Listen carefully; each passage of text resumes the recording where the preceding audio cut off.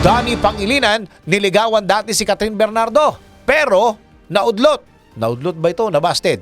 Alamin natin sa Eye Spotted Report ni Anton.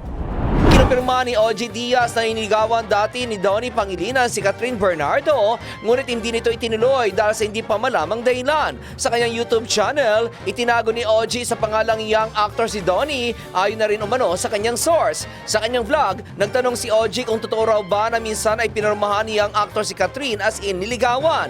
Idinaan niya raw sa tanong dahil baka i-deny daw na dalawang kampo ang nasagap niyang balita mula sa kanyang source. Sinabi pa ni OG na na-viral pa dati ng alokin ni Donnie si Catherine ng soft drinks dahil nakainom umano ang actress, kaya para bumaba ang tama nito kung kaya't inoferan nito na aktor ng soft drinks. Ang sinasabi ni OG ay nangyari noong January sa kasal ni Robbie Domingo, kung saan nakita si Donnie na binibigyan ng soft drinks si Catherine sa reception, ngunit sinabi noon na aktor na friendly act lamang ang ginawa niya sa actress. At yan aking balitang showbiz para sa impilang metodong lakas, DWIZ. Ako si Anton, nagbabalita ng tama, naglilingkod ng tama.